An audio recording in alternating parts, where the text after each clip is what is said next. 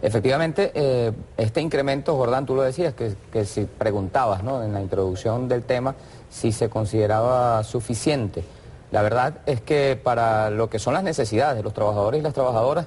son infinitas, es decir, siempre existirá una necesidad adicional a la que tú eventualmente vayas resolviendo con medidas como esta que ha anunciado el compañero presidente, también comandante en jefe de la Fuerza Armada Nacional Bolivariana, Nicolás Maduro Moros.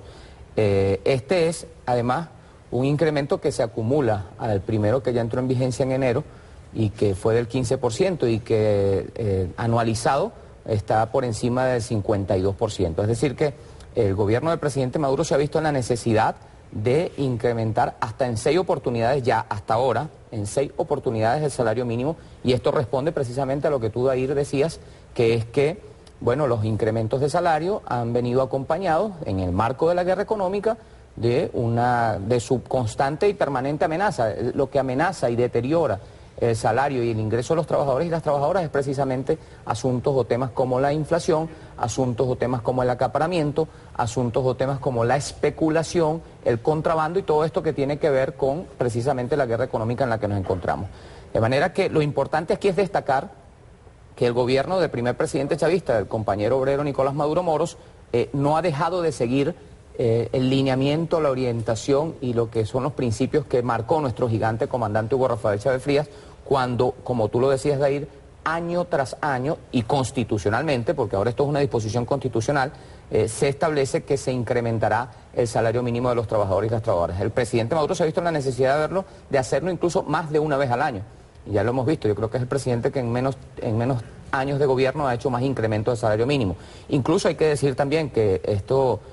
seguirá siendo así porque es política de la Revolución Bolivariana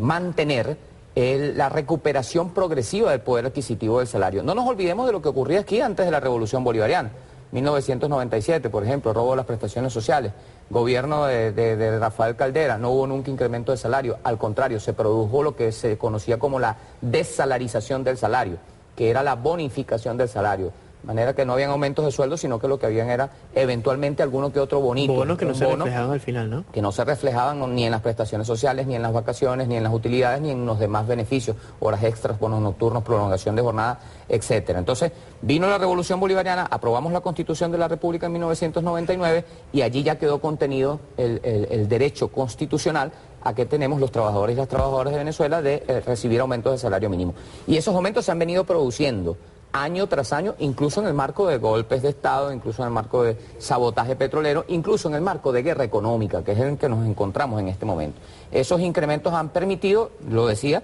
una recuperación progresiva del poder adquisitivo del salario, porque precisamente el lineamiento con el cual se operan estos aumentos es de ir compensando los incrementos de la inflación, incluyendo estas inflaciones inducidas, porque parte de esta situación en la que nos encontramos es que se induce proceso inflacionario inducido por los enemigos de la revolución y los enemigos y los que intentan someter al pueblo por vía del hambre, ¿no? Entonces, con la inflación deterioran el poder adquisitivo del salario y esto ha obligado a que el presidente Maduro, bueno, si ellos actúan en contra de la mayoría, en contra de los trabajadores y las trabajadoras, el presidente Maduro, con el poder que tiene, ejerce los decretos para incrementar el salario. Esto significa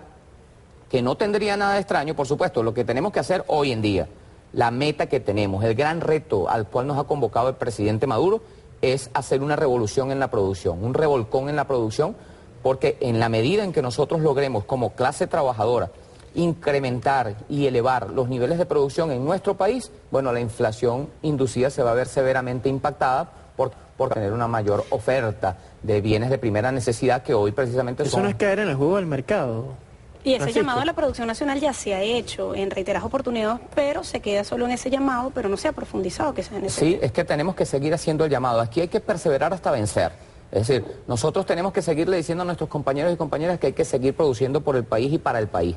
Que nosotros tenemos que dejar de depender cada vez más de las importaciones a las cuales ha sido necesario recurrir, ustedes lo saben, porque el gobierno del presidente Maduro y el gobierno del comandante Chávez en ningún momento iban a permitir, como no permitirán, que el pueblo sea sometido a pasar hambre, como es lo que intenta en este caso la derecha y la oposición venezolana, que los dirigen, ustedes saben quién los dirigen desde los Estados Unidos norteamericanos.